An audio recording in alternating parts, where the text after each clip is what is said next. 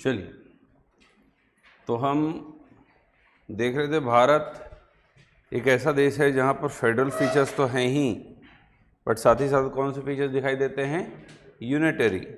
मतलब हमारे देश में केंद्र और राज्य के आपसी संबंध वाले कॉन्सेप्ट तो दिखाई देते ही हैं, साथ ही साथ ये दिखाई देता है कि केंद्र जो है, centre is more powerful than the state. हाँ, है ना?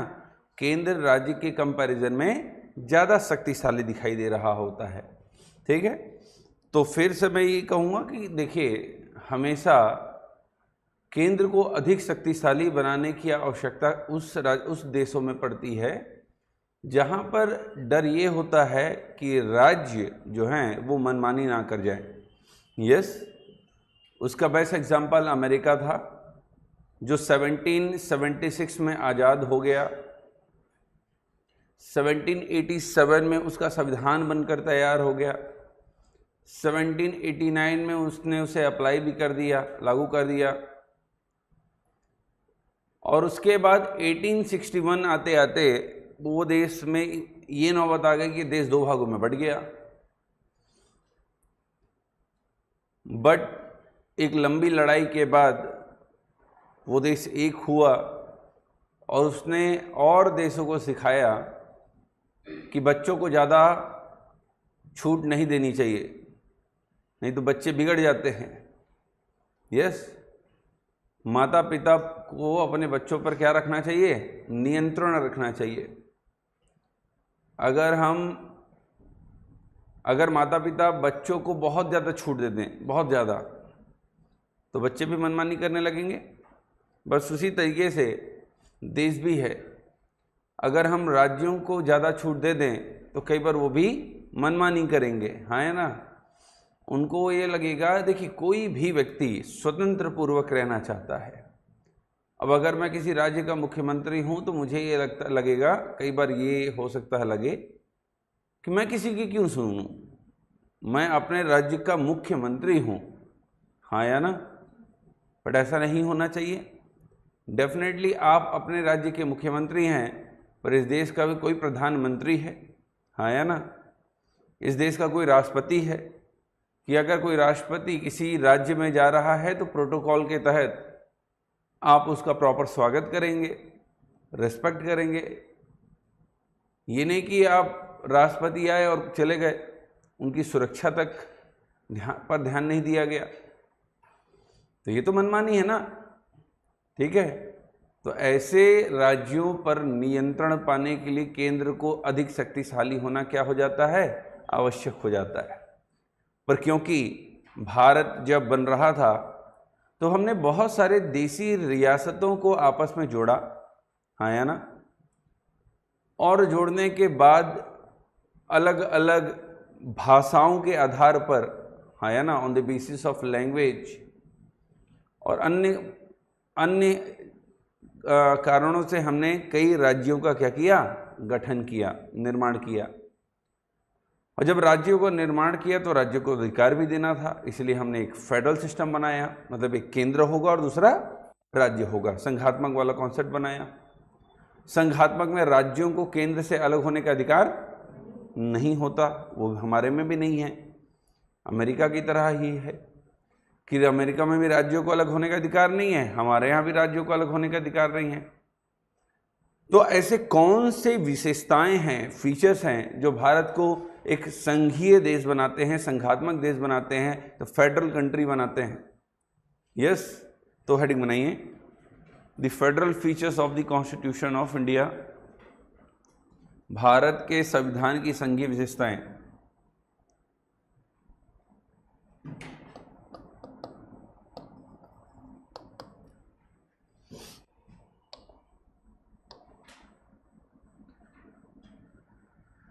ठीक है, फेडरल फीचर्स बड़ा आसान है उसे समझना थोड़ा सा टफ होता है यूनिटरी फीचर्स को, एकात्मक विशेषताओं को।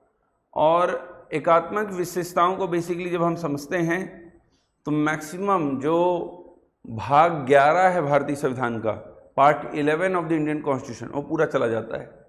यस, चलिए, तो सबसे पहले बात करते हैं ड्यूअल पॉलिटी, द्वैध राज पद्धति।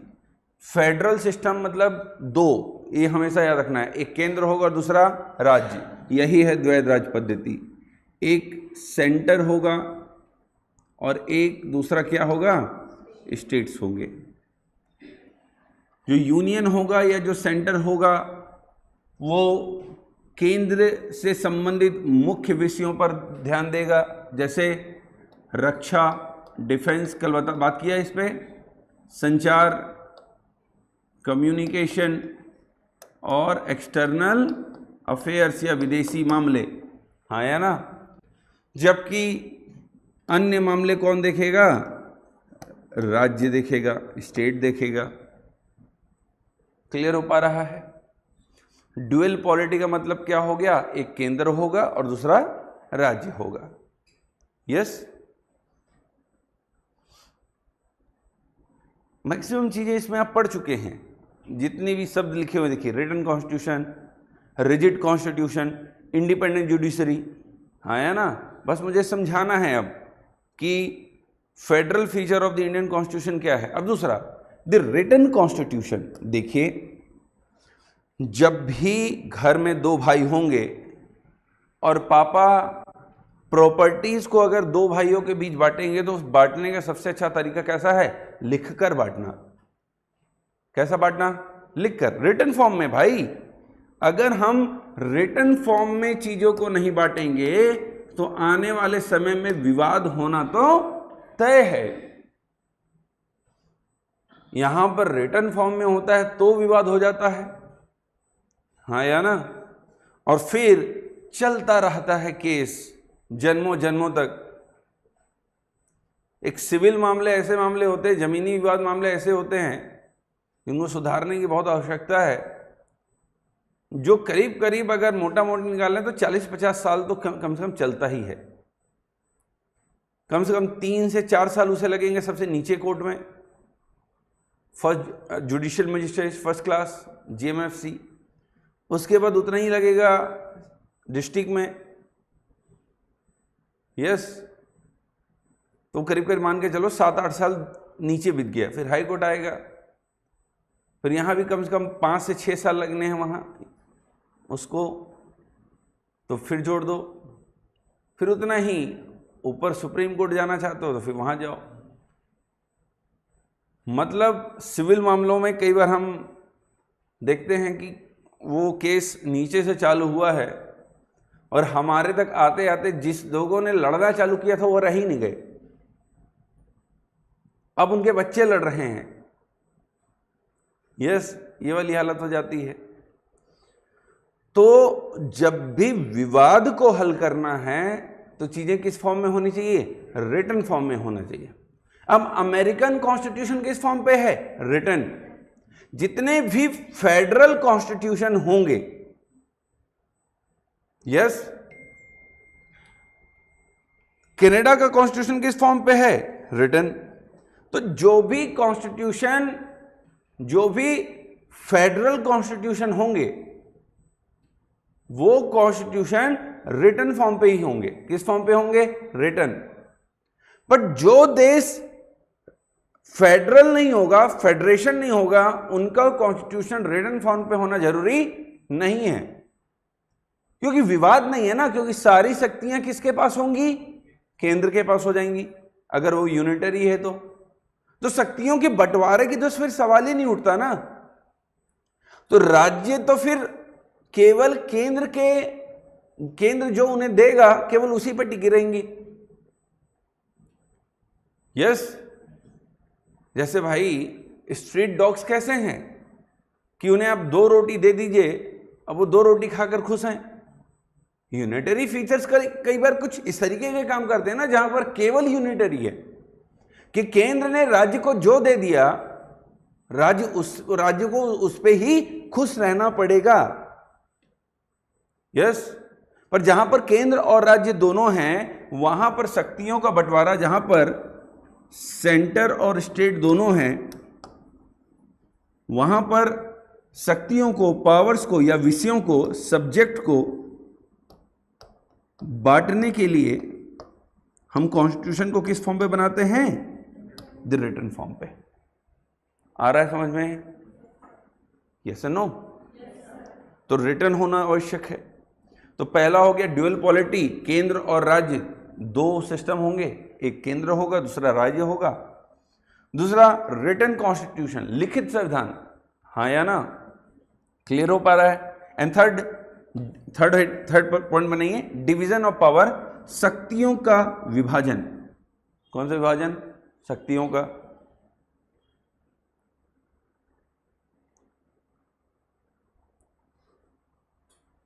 बताऊं?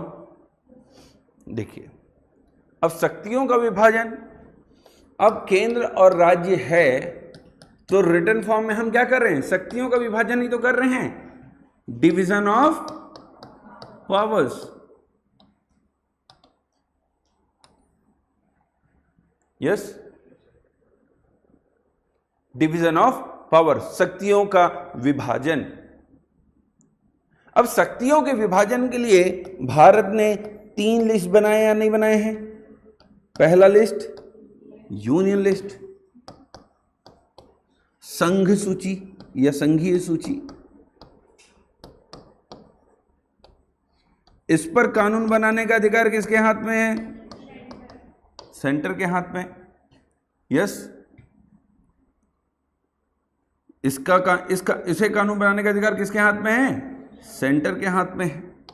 केवल केंद्र कानून बनाएगी, मतलब इस पर कानून बनाता है संसद, पार्लियामेंट।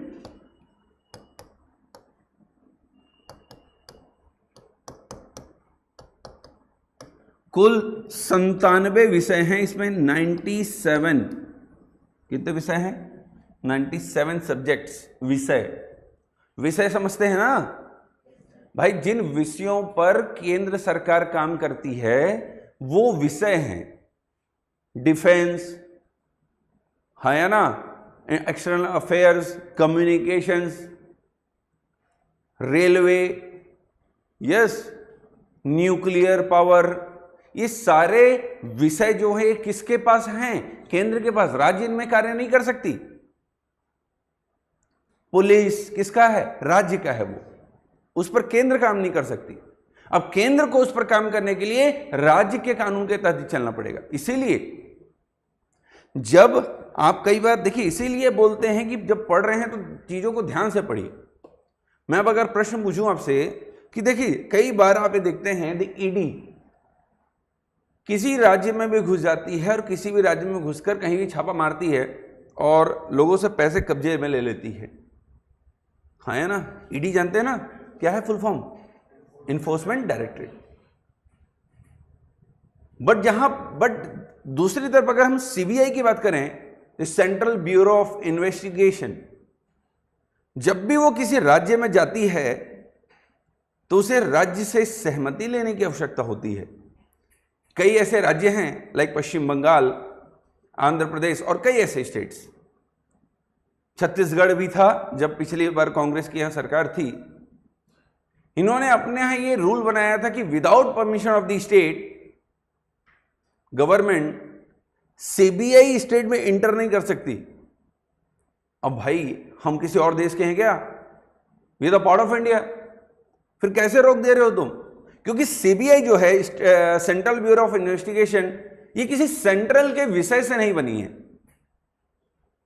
ये दिल्ली पुलिस एक्ट के तहत बनी हुई है। और दिल्ली पुलिस एक्ट के तहत बनी है, it means it is a state police. Yes, और Delhi is a union territory, हाँ या ना? इसलिए उसे सेंटर कंट्रोल करती है और इसीलिए सीबीआई को रोकने का अधिकार प्राप्त हो जाता है राज्यों को। हम न्यूज में पढ़ते हैं पर उसके पीछे कारण नहीं जानना चाहते ना, क्यों? यस, तो जो विषय राज्यों के हैं उस पर राज्य कार्य करेंगी, जो विषय केंद्र का है उस पर कौन कार्य करेगा? केंद्र करेगी। दूसरा लिस्ट स्टेट लिस्ट, राज्य सूची। यस, इस पर स्टेट लॉज बनाएगी, स्टेट लेजिस्लेचर्स बनाएंगी लॉज। राज्य विधानमंडल, राज्य विधानमंडल लॉज बनाएंगी। यस, पर कुछ ऐसे विषय भी हैं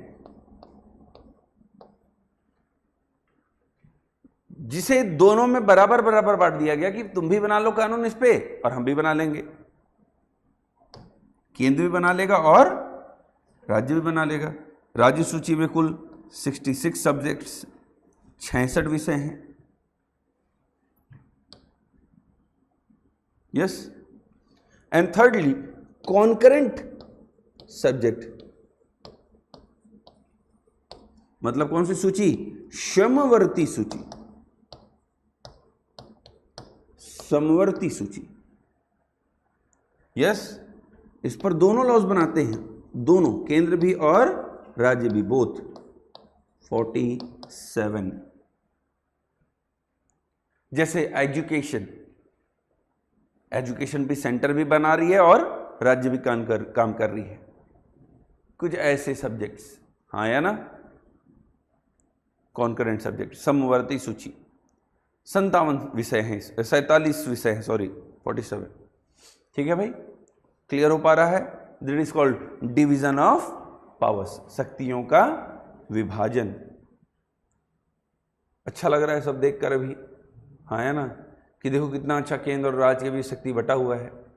बस थोड़ा सा देर रुक जाना, यूनिटरी फीचर चालू होने देना, फिर यही जो तुम पढ़ रहे हो अभी केंद्र और राज्य के बीच चीजें बटी हुई है, दिखाई देगी यही सारी चीजें किसकी तरफ झुक जाएंगी? पूरी की पूरी केंद्र की तरफ। बटी जरूर है पर पूरा का पूरा पावर किसके हाथ में चला जाता है?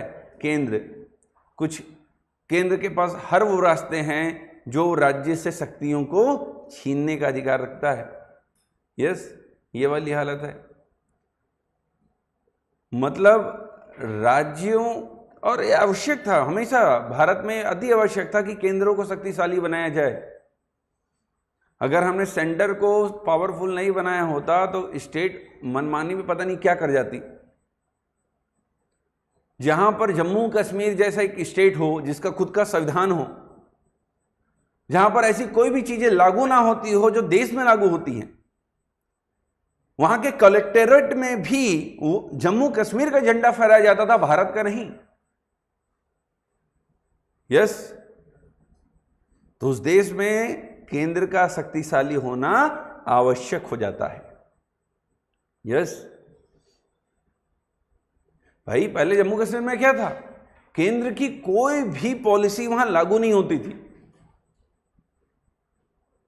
और राजनीति का सबसे अच्छा रास्ता यह होता है लोगों को अधिकार मत दो, गरीब बनाए रखो, वो कभी भी अपनी मांग नहीं करेंगे।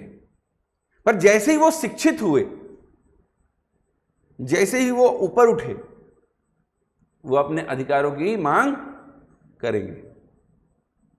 यस, और जब वो अधिकारों की मांग करेंगे तो ये इरिटेट हो जाएंगे। क्यों? क्योंकि उनके दिमाग में ये बैठा हुआ है कि हमने जो कह दिया वही कानून। भाई, पुलिस वालों के साथ क्या हो रहा है आजकल? कि आजकल सोशल मीडिया की वजह से लोग अपने अधिकारों को जानने लगे हैं, और जब उस सोशल मीडिया की वजह से जब वो अपने अधिकारों की बात करते हैं तो तुरंत वो इरिटेट हो जाते हैं। कभी हाथ उठा देंगे, वीडियोस देखते हैं ना आप लोग कई बार, कभी गाली गलौज करने लग जाएंगे। ये इरिटेशन है, वो इरिटेशन जो उनके दिमाग में पहले बैठी थी कि हमने जो कह दिया लोगों को तो सुनना पड़ेगा। पर आज वही लोग जब अपनी सवाल पूछ रहे हैं कि भाई आपने मेरे से कंप्लेंट तो ले लिया, पावती कहां है? एफआईआर लिखना तो मेरा राइट है, एफआईआर लिखना तो आपका काम है, एफआईआर लिखने से आप मना नहीं कर सकते। सजा होगी नहीं होगी वो कोर्ट तय करेगा। यस, ये तो आपका अधिकार है। तो ये सारे अधिकारों की जब लोगों को जानकारी मिली, अब जैसे पहले आप कैमरा लेके अगर किसी पुलिस वाले की वीडियो या फोटो निकालने लग जाते थे तो कूट देता था, उनको तुरंत उठा के अंदर डाल देता था। आज लोगों को पता चल रहा है धीरे धीरे कि नहीं, हमारे पास अधिकार है वीडियो बनाने का। सुप्रीम कोर्ट ने भी कह दिया the police station is a public place, not a private place, and police आपको वहां पर वीडियो बनाने से नहीं रोक सकती। Police a public servant, not a private servant, तो उसकी वीडियोस आप बना सकते हैं। कोई भी पब्लिक में होने वाली चीज की वीडियोस आप बना सकते हैं, उस पर कोई रोक नहीं है। यस, इसीलिए पुलिस थानों में सीसीटीवी कैमरे भी लगाए गए। अगर इतना ही प्राइवेट होता तो सुप्रीम कोर्ट सीसीटीवी कैमरे लगाने के लिए नहीं कहती ना। यस, ये वाली चीजें पहले क्या होता था, किसी को भी उठाओ थाने में डालो, बंद कर दो, खूब मारो, ये वाली हालत होती थी। पारिवारिक दबाव में लोग ये मान लेते थे कि हाँ हमने किया है, 2 साल 3 साल 4 साल बेचारे जेल में रहते थे, फिर बाद में पता चलता था कि सामने वाले ने कुछ किया ही नहीं। तो ये तो अधिकारी है ना जो हमें मिले। यस, चलिए, क्लियर हो पा रहा है। Next, supremacy of the constitution.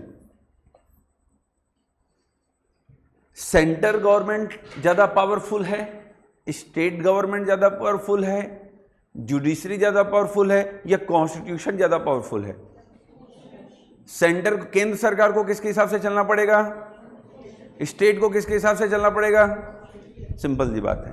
मतलब जब केंद्र और राज्य 2 भागों में बटा हुआ है देश, तो दोनों को किसके हिसाब से चलना पड़ेगा? कॉन्स्टिट्यूशन के हिसाब से। ना केंद्र पावर, ना केंद्र सुप्रीम, ना स्टेट सुप्रीम। कौन सुप्रीम? Constitution supreme. और जब कॉन्स्टिट्यूशन, यही तो भी मैं बता रहा था ना बेसिकली, कि पहले लोग खुद को सुप्रीम मान रहे थे, फिर जब लोगों को अपने अधिकारों की जानकारी हुई, इसीलिए बोला जाता है द फंडामेंटल राइट्स। लोगों को अपने बेसिक फंडामेंटल राइट्स की जानकारी तो होनी ही चाहिए। यस, जब आपको अपने बेसिक फंडामेंटल राइट्स की जानकारी होती है तो आप अपनी आवाज उठा पाते हैं, आप अपनी बात रख पाते हैं। तुमने कैसे कह दिया भाई, कैसे ये कैसे कर दिया तुमने, दे दो रिटर्न में। तो ये वो सारी चीजें हैं। जब आपको अपने अधिकारों की जानकारी हुई तो आज बहुत सारे अधिकार आपको मिलने लगे हैं। तो ये सारे अधिकार कहां से मिले? Through the constitution. तो कॉन्स्टिट्यूशन है तो ना केंद्र सुप्रीम ना स्टेट सुप्रीम। कौन सुप्रीम? कॉन्स्टिट्यूशन सुप्रीम है। यस, मतलब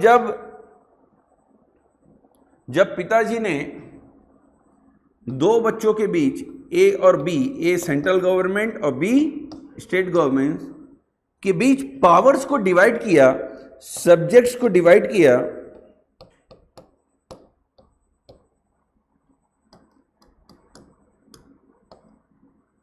तो इसके लिए उन्होंने एक लीगल पेपर बनवा दिया जिसमें हर चीज लिखी हुई है। तो ए भाई बड़ा या बी भाई बड़ा? दोनों नहीं। कौन बड़ा? ये लीगल पेपर जो उनको शक्तियां दे रहा है, डिवाइड कर रहा है। क्लियर हो पा रहा है ये चीज? ठीक है, चलिए नेक्स्ट, रिजिड कॉन्स्टिट्यूशन। अब केंद्र और राज्य दोनों है, रिटन कॉन्स्टिट्यूशन है ताकि प्रॉपर मैनर में चीजें लिख कर दी जाएं, ताकि लोगों को कंफ्यूजन ना हो हमको क्या मिला या उनको क्या मिला। डिवीजन ऑफ पावर है, मतलब केंद्र और राज्यों की भी शक्ति बटी हुई है। सुपरमेसी ऑफ द कॉन्स्टिट्यूशन मतलब कौन सर्वोच्च है? संविधान। ना केंद्र सर्वोच्च ना राज्य सर्वोच्च। कौन सर्वोच्च? संविधान सर्वोच्च। अब रिजिड कॉन्स्टिट्यूशन जो है वो, रिटन कॉन्स्टिट्यूशन जो है वो फेडरल फीचर के अंदर क्यों आता है? क्यों? क्योंकि रिजिड का मतलब क्या हो गया? अभी तो पढ़े थे कल ही, मतलब उसमें परिवर्तन लाना, उसमें चेंजेस लाना टफ है, आसानी से आप उसे अमेंड नहीं कर सकते। रिजिड का मतलब क्या हुआ? ऐसा कॉन्स्टिट्यूशन, देखो रिजिड कॉन्स्टिट्यूशन का मतलब क्या हुआ? ऐसा कॉन्स्टिट्यूशन जिसे आसानी से अमेंड नहीं किया जा सकता, बदला नहीं जा सकता। किसके द्वारा? केंद्र के द्वारा। यस, अगर आसान होता संविधान को बदलना तो केंद्र क्या करती? राज्यों की सारी शक्तियां अपने पास छीन लेती। राज्यों के हाथ में शक्तियां रहने ही नहीं देती, हाँ या ना। इसीलिए हमारे देश में एक रिजिड कॉन्स्टिट्यूशन, ऐसे समझिए कि पापा ने एक लीगल पेपर बनाया और ए और बी के बीच शक्तियों को बांट दिया, ठीक है भैया। अब ए जो है ये पावरफुल पर्सन है, हाँ या ना, पावरफुल पर्सन है। अब मैं एक एग्जांपल दे रहा हूं। एक केस आया, बेल का मैटर था, जिसमें ए ने बी के अगेंस्ट केस किया था कि बी ने ऐसा ऐसा किया है। यस, बड़ी गजब की स्टोरी बनाई थी। यस, कि बी ने ऐसा ऐसा किया। मेरा काम था इसको बेल दिलाना, क्योंकि साफ दिख रहा था कि बेचारी इसने कुछ किया नहीं है। यस, किया होता तो भी क्या है, मेरे को दिलाना था। तो अब स्टोरी इतनी गजब की बनाई गई थी, देखकर हंसी आ रहा था स्टोरी, कि लोग रात को इतने बजे मेरे घर आए, 10-20 लोग, हल्ला हाउ किए, गाली गलौज किए, मारपीट करने की धमकी दिए, और मेरे घर में मेरे जेब में 2300 रुपए पड़े थे, उसके लिए भाग गए, है ना ये स्टोरी। अब पुलिस ने एफआईआर भी लिखा just because A is powerful person. Yes, और ये नहीं था, दोनों के बीच की डिस्प्यूट था और इसने इसके अगेंस्ट एफआईआर कर दिया और ये लोग बेचारे अंदर। यस, अब अगर लॉज नहीं होती, जुडिशरी नहीं होती, तो बेचारे तो अंदर ही होता। समझ पा रहे हैं? मतलब अगर ये पावरफुल है, अगर ये कमजोर हो जाए, लॉज कमजोर हो जाएं और लोग पावरफुल हो जाएं, तो अपने हिसाब से चीजें करने लगेंगे। तो ए अगर पावरफुल है और बी कमजोर है, तो ए क्या कोशिश करेगा? अपने हिसाब से चीजों को ढालना। तो ना ए को पावरफुल रहने देना है, ना बी को रहने देना है। किसको पावरफुल बनाना है? इस लीगल पेपर को। मतलब ए और बी अपने हिसाब से इसको चेंज नहीं कर सकते अकेले। इतना कठिन बना दो, इतना रिजिड बना दो कॉन्स्टिट्यूशन को कि केवल ए अकेले इसको चेंज ना कर सके, ताकि ए किसकी शक्तियों को ना छीन पाए? बी की शक्तियों को ना छीन पाए। इसलिए कॉन्स्टिट्यूशन क्या बनाया गया? रिजिड बनाया गया, कठोर बनाया गया। आ रहा है समझ में? हाँ या ना? नेक्स्ट, इंडिपेंडेंट जुडिशरी, न्यायपालिका। उसी पॉइंट पे फिर से आ जाओ जो अभी मैंने बताया। देखो, पापा ने क्या किया था? ए और बी के बीच शक्तियों को बांटा था और एक लीगल पेपर तैयार कर दिया था। हाँ या ना? रिटर्न फॉर्म पे था, हर चीज आसानी से बदला नहीं जा सकता था। पर पापा को उसके बाद भी पता था कि आने वाले समय में विवाद हो सकता है। हाँ या ना? तो पापा ने अपना जो उनका लीगल, जिससे वो लीगल जानकारियां लेते थे, जिससे वो उनका जो एडवोकेट था, उनको कुछ अधिकार देकर गए कि बोले अगर मैं नहीं रहूंगा, मैं बाहर हूं, तो उस समय आपको कार्य ये करना है कि इनके बीच जब भी कुछ विवाद हो तो इस पेपर के माध्यम से आपको इनके विवादों को हल करना है। आ रहा समझ? मान लेते हैं कि मैं एक एडवोकेट हूं, उनके पापा ने मुझे हायर किया कि आप एक लीगल पेपर बना दो और ए और बी के बीच शक्तियों को बांट दो। ठीक है भाई, मैंने बांट दिया। ए को कुछ शक्तियां दे दी, बी को कुछ शक्तियां दे दी इस पेपर के थ्रू। पापा जी चले गए छुट्टी पे घूमने फिरने, अब इनके बीच विवाद हो गया। आ रहा समझ? अब इस विवाद को हल करने का काम कौन करेगा? मैं करूंगा, क्योंकि मेरे को उस काम सौंप कर गए हैं वो। अब अगर मान लेते हैं कि मैं ए का फ्रेंड हूं, तो मेरा झुकाव किसकी तरफ होगा? या फिर अगर मैं बी का फ्रेंड हूं, तो मेरा झुकाव किसकी तरफ होगा? तो मुझे क्या होना है? इंडिपेंडेंट रहना है, स्वतंत्र, ना ए की तरफ ना बी की तरफ, ना केंद्र की तरफ, ना, मुझे स्वतंत्र रहना है। जो सही होगा मैं उसके पक्ष में रहूंगा, ना केंद्र की तरफ ना राज्य की तरफ। That is called independent judiciary, स्वतंत्र न्यायपालिका। आ रहा है समझ में?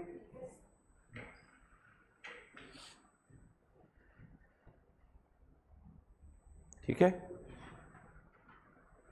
कोई डाउट नहीं? आ रहा है समझ में? मैं समझा पा रहा हूं?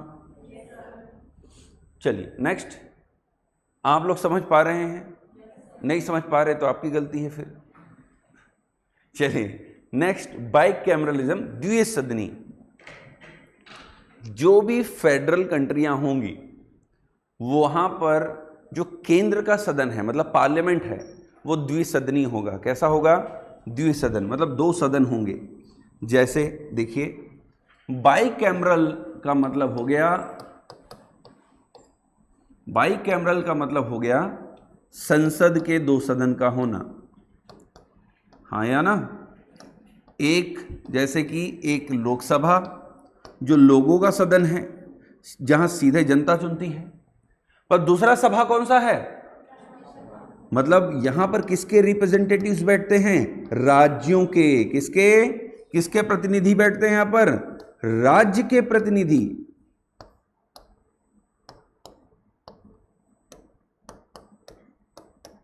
किसके प्रतिनिधि? राज्य के, रिप्रेजेंटेटिव ऑफ द स्टेट्स, हाँ या ना? मतलब संसद में भी किसको रिप्रेजेंटेशन दिया गया है? राज्यों को दिया गया है, क्योंकि केंद्र और राज्य दोनों है ना, तो किसी एक को अलग नहीं रखा सकता। जैसे अमेरिका में देख लीजिए, अमेरिका के पार्लियामेंट को क्या कहते हैं? कांग्रेस।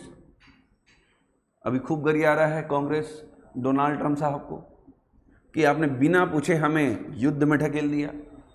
अब डोनाल्ड ट्रंप इस पॉइंट पर आ चुके हैं कि ना, है ना, जो खा रहे थे वो गले पर अटक गए हैं, ना बाहर निकाल पा रहे हैं ना, क्योंकि अब युद्ध को एकाएक खुद रोक देंगे तो कमजोर कहलाएंगे, हाँ या ना?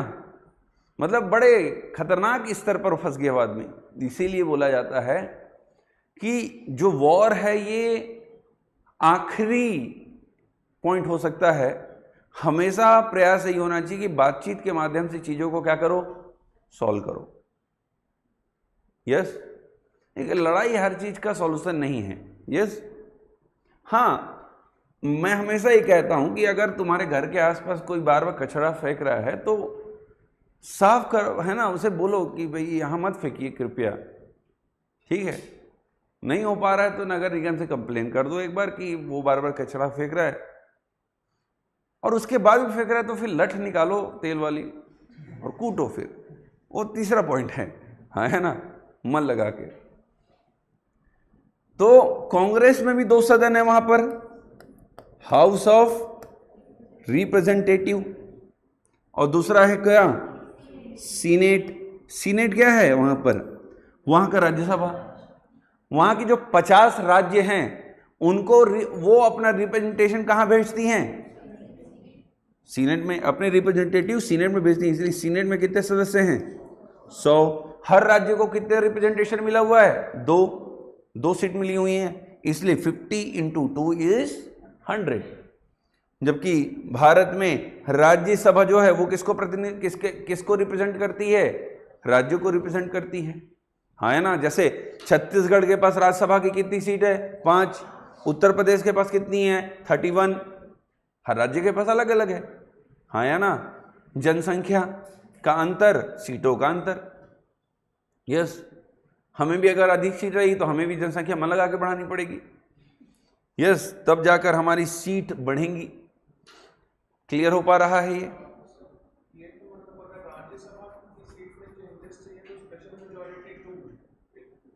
किसमें? हाँ हाँ, देखिए, जब भी सीटें बढ़ेंगी या घटेंगी, हाँ या ना, तो सबसे पहले इसके लिए बनाया जाता है एक डीलिमिटेशन कमीशन। मैं आऊंगा संसद वाले कॉन्सेप्ट पे तब बताऊंगा, ठीक है? एक डीलिमिटेशन कमीशन बनेगा।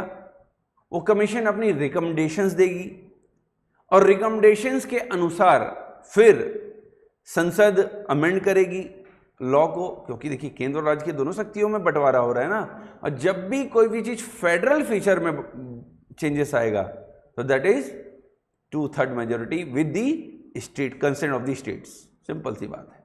हाँ या ना? आगे बढ़े? अरे हाँ या ना? चलिए नेक्स्ट हेडिंग बनाइए, ये unitary feature of the Indian constitution. Unitary कौन सी विशेषता? एकात्मक विशेषता। एकात्मक विशेषताएं।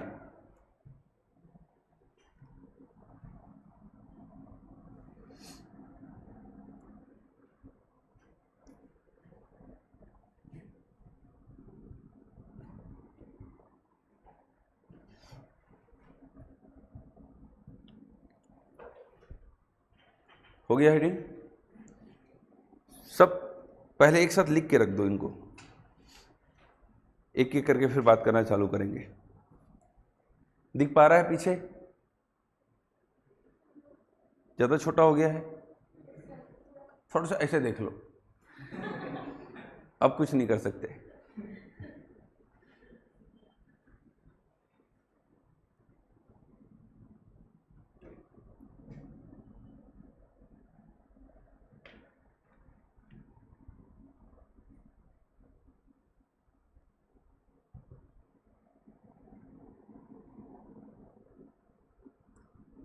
लो, अब ऐसे करके देखो।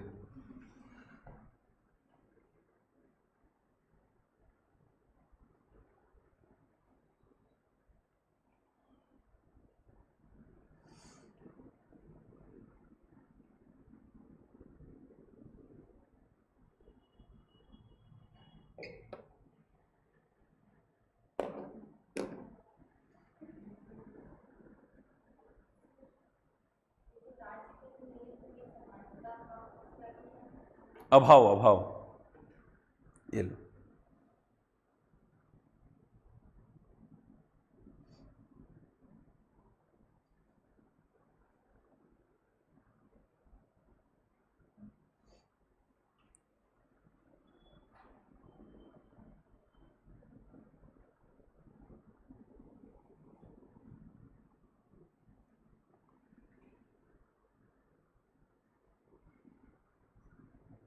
हो गया? नेक्स्ट पेज में जाऊं? लो, इसको भी छापो।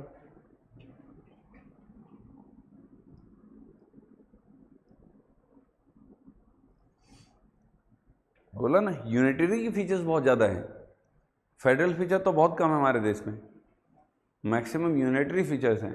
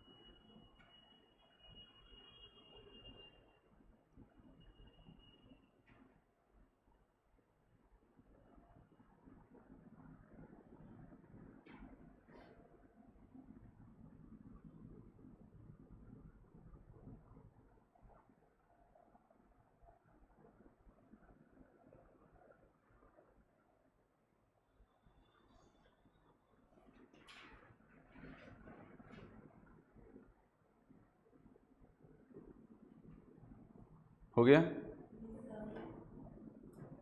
ठीक है, चलो। पहला, सशक्त केंद्र।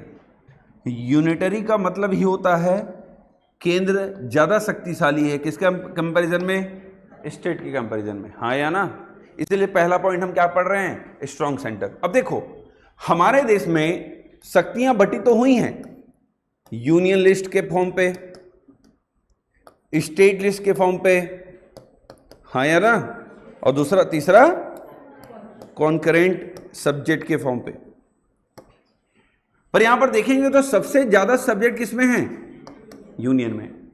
पहला चीज तो ये दिखाई देता है। इसके कंपैरिजन में स्टेट के पास सब्जेक्ट्स कम है, 66 है, और दूसरी तरफ 47 सब्जेक्ट्स हैं। कौन से सब्जेक्ट्स हैं? कॉन्करेंट के। पर कॉन्करेंट सब्जेक्ट पर कौन लॉ बनाता है? दी बोथ, दोनों। अब पहला हेडिंग बनाओ इसी के अंदर, सशक्त केंद्र के अंदर, आर्टिकल 254, अनुच्छेद 254। क्या बनाओ? 254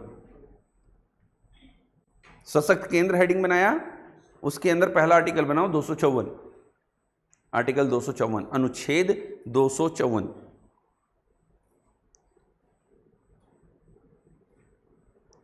ठीक है, देखिए, समवर्ती सूची के विषयों पर केंद्र भी कानून बना सकती है और राज्यों को भी अधिकार है, वो भी कानून बना सकती है। पर अगर एक सब्जेक्ट पर कॉन्फ्लिक्ट हो, डिस्प्यूट हो, मतलब उस पर केंद्र भी कानून बना जाए और राज्य भी कानून बना ले, तो केंद्र का कानून राज्य के कानून को खत्म कर देता है। यस, यहां ओवरराइड कर देता है, मतलब राज्य के कानून का कोई मतलब नहीं रह जाता। मतलब अधिकार तो दोनों को दिए गए, देखे ना आपने, अभी शक्तियों को बांटा था हमने संघात्मक बोल के, पर अब क्या कर रहे हैं? बटा तो है, पर उस पर शक्ति किसके पास ज्यादा है? केंद्र के पास। कि दोनों ही लोग कानून बना सकते हैं, पर अगर केंद्र ने बना दिया तो राज्य का कानून खत्म हो गया, मान लो। और यदि राज्य को अपने कानूनों को लागू करवाना है, मान लेते हैं कि एक विषय है जिस पर केंद्र ने भी कानून बनाया और राज्य ने भी बनाया, यस, दोनों ने एक ही विषय पर कानून बनाया, और राज्य सरकार चाहती है कि हम अपने कानून को लागू करें, तो राज्यपाल के हस्ताक्षर से काम नहीं चलेगा। अब उस राज्य के कानून पर भी किसके हस्ताक्षर लेने पड़ जाएंगे? प्रेसिडेंट के। और केंद्र को अगर अपना कानून लागू करना है, अपना कानून पास किए केंद्र सरकार ने, तो राष्ट्रपति को हस्ताक्षर करने बोलेगी क्या? वो नहीं करेगी, राष्ट्रपति उस पर हस्ताक्षर ही नहीं करेंगे। और जब तक राष्ट्रपति उस पर हस्ताक्षर नहीं करेंगे, राज्य का कानून राज्य में लागू होगा ही नहीं। किसका कानून लागू होगा? केंद्र का। अब 254 के अंदर लिखो, पहले इंग्लिश में कह रहा हूं, फिर हिंदी में बोलूंगा। In the case of conflict between the central law and state laws, the central laws and state laws on a subject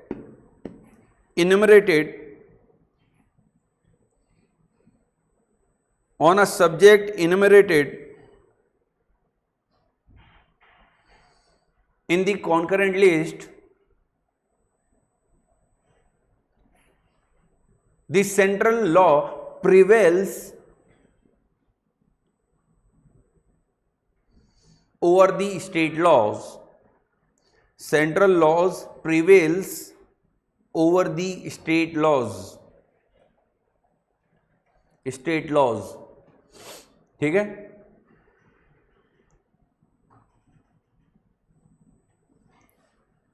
state laws, paragraph change करके पहले हिंदी वाला लिख लो, फिर इंग्लिश में बोलता हूं। हिंदी में लिखिएगा, समवर्ती सूची में शामिल किसी विषय पर, समवर्ती सूची में शामिल किसी विषय पर केंद्रीय एवं राज्य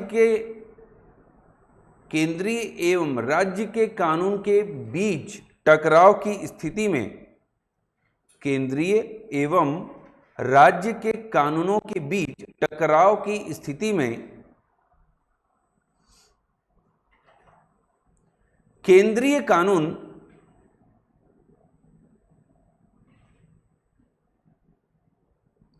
राज्य के कानून पर प्रभावी होती है।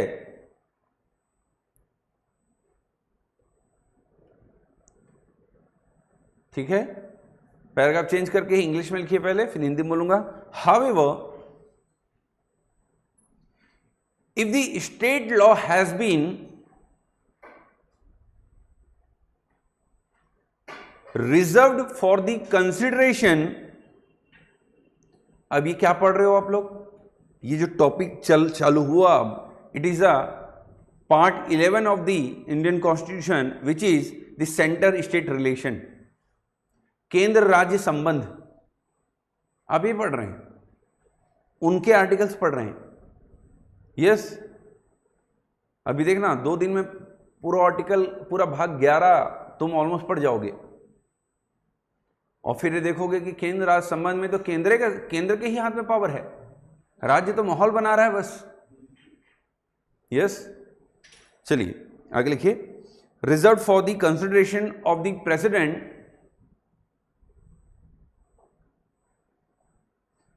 And has received his assent, then the state law prevails in the state. State law prevails in the state.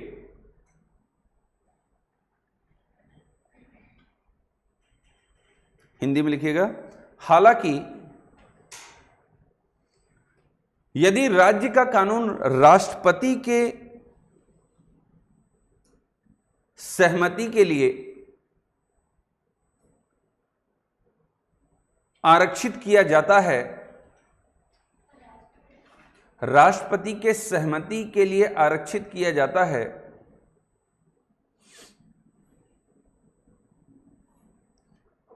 और यदि वह इस पर अपनी सहमति दे देते हैं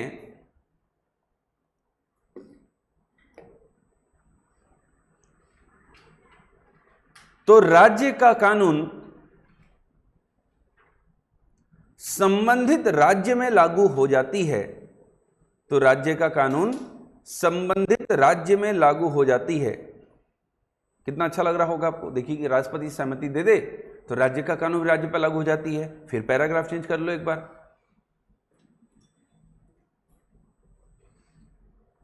still the parliament can override the state law by subsequently making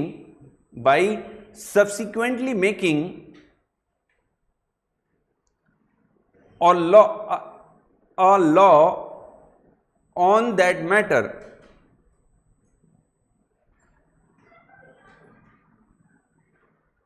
आ रहा है समझ में? मतलब अगर केंद्र फिर से, पार्लियामेंट फिर से उस विषय पर कानून बना दे तो राज्य का कानून फिर खत्म हो जाएगा।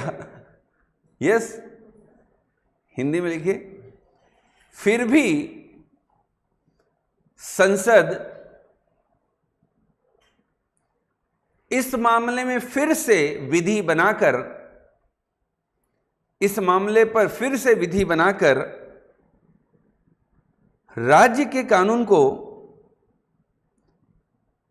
रद्द कर सकती है। आ रहा है समझे? हाँ या ना? Next article, article 248 248।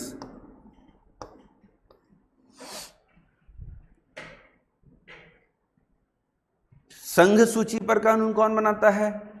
केंद्र। राज्य पर कौन बनाता है? समवर्ती पर अगर समवर्ती पर केंद्र बना ले तो कौन शक्तिशाली? केंद्र के लॉज ज्यादा powerful as compare to the state.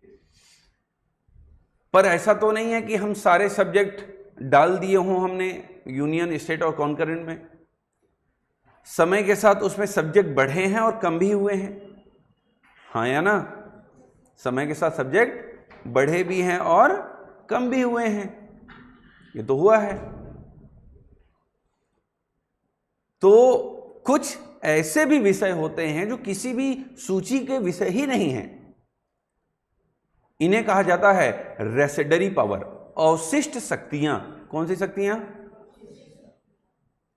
ये जो मैं अभी पढ़ा रहा हूं टॉपिक, इस टॉपिक से यूपीएससी और सीजीपीएससी को पता नहीं क्या पसंद है। यहां से हर साल एक क्वेश्चन तो पक्का है। मतलब पेपर लीक करवा रहा हूं मैं। यस, मतलब एक क्वेश्चन तो यहां से फिक्स है, हर साल तुम उठा लो question paper, for the centre state relation से एक क्वेश्चन पक्का है। और UPSC article plus concept based question करती है और सीजीपीएससी इस पे आर्टिकल बेस्ड क्वेश्चन करती है। 249 क्या है, 248 क्या है, 254 क्या है, 253 क्या है, इस तरीके से पूछती है। हाँ या ना, बस अंतर इतना है, बड़ा आसान है दोनों को ही सॉल्व करना। हाँ तो 248 रेसिडेंट पावर, सुनिएगा, फेडरल कंट्रीज में रेसिडेंट पावर, अवशिष्ट शक्तियां राज्य में निहित होती हैं, केंद्र में नहीं। अमेरिका के पास केंद्र में अवशिष्ट शक्तियां नहीं है, राज्यों के पास है, याद रखना। हाँ या ना, याद रखना कि अगर हम अवशिष्ट शक्तियों की बात करें, रेसिडेंट पावर की बात करें, तो भारत में यह शक्ति किसके पास है? इंडिया में सेंटर के पास, केंद्र के पास, यूनियन के पास। जबकि अमेरिका में उल्टा सीधा काम करने वाला अमेरिका, यूएसए। यस, ये इनके पास रेसिडेंट पावर किसको दिया गया है? स्टेट के पास है। जैसे पहले भारत में भी रेसिडेंट पावर जम्मू कश्मीर के पास था। जब जम्मू कश्मीर का खुद का संविधान हुआ करता था, उस समय अवशिष्ट शक्तियां भारत सरकार के हाथ में नहीं, जम्मू कश्मीर के हाथ में हुआ करती थी। जम्मू कश्मीर को लेके समझ में आ रहा है? जम्मू कश्मीर में भारत के कोई भी कानून लागू नहीं होते थे। पंचायती राज हो, राइट टू एजुकेशन हो, राइट टू इंफॉर्मेशन हो, ऐसे कोई भी कानून जम्मू कश्मीर में लागू ही नहीं होते थे। पीडीएस सिस्टम नहीं, क्योंकि राजनीति का सबसे अच्छा कॉन्सेप्ट यह है कि लोगों को अपने अधिकारों से वंचित रखो। लोग कभी भी मांग नहीं करेंगे, पर तुमने कुछ दिया तो फिर वो मांग करना चालू कर देंगे। जैसे ही आर्टिकल 3, देखिए आर्टिकल 370 खत्म हुआ, आज जम्मू कश्मीर के बच्चे अच्छे अच्छे गेम्स में पार्टिसिपेट कर रहे हैं। वो एक तीरंदाजी में एक बच्ची है जिसके हाथ नहीं है, पैर से करती है, देखा होगा, एस से कुछ नाम है, शीतल देवी। यस, वहां पर एजुकेशन अब हब बनता जा रहा है कश्मीर, बड़े बड़े एजुकेशन सेंटर्स बन रहे हैं, शिक्षा बढ़ा। तो जब चीजें खुलेंगी, वहां पर मॉल फिर से बनना चालू हुआ, फिर से मल्टीप्लेक्स चालू हुए, इससे क्या होगा? लोगों को रोजगार मिलेगा ना भाई। नहीं तो पहले लोगों के पास वहां पर रोजगार का केवल एक ही रास्ता था, दैट इज टूरिज्म। मैं कोविड के टाइम पे जम्मू कश्मीर माता वैष्णो देवी गया था दर्शन करने, मुझसे पूछो कि क्या हालत थी वहां की। यस, मतलब उस समय जस्ट कोविड के बाद गया था, जस्ट कोविड ऑलमोस्ट खत्म हुआ था और फिर लोगों को खुलना चालू हुआ था। वहां पर कई बड़े बड़े होटल्स बंद हो चुके थे। यस, क्योंकि वहां की इकोनॉमी केवल किस पे चलती थी? टूरिज्म पे, और कुछ था ही नहीं वहां। पर जब उसकी इकोनॉमी खुली, वो बना, तो आज बहुत सारे प्राइवेट प्लेयर्स भी वहां जा रही हैं, सरकार भी जा रही है, नई नई चीजें बन रही हैं, यूनिवर्सिटी बन रहे हैं। तो उससे लोगों को क्या मिलेगा? वहां के लोगों को रोजगार। वहां के लोगों को बाहर आकर काम नहीं करना पड़ेगा ना भाई, वहां के लोगों को वहीं काम मिलेगा। Yes,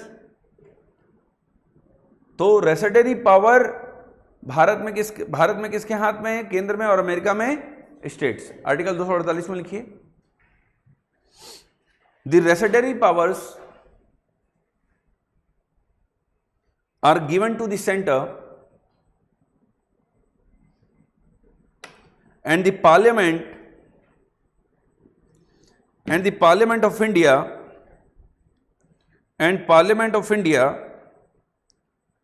alone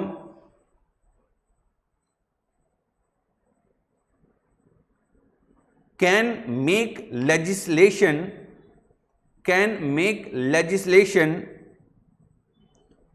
on the subjects not included in any of the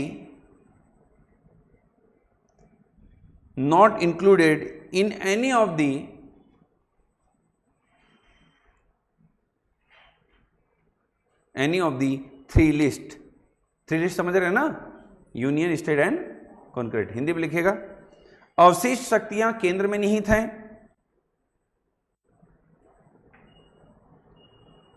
और भारत की संसद अकेले,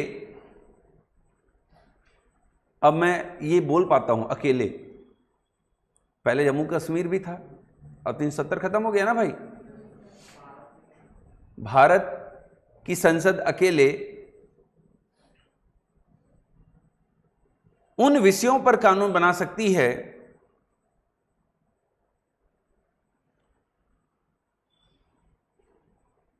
जो तीन सूचियों में से किसी में भी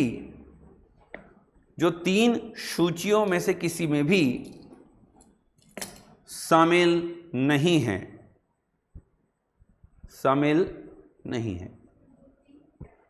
जो तीन सूचियों में से किसी में भी शामिल नहीं है। ठीक है, आ रहा है समझ में?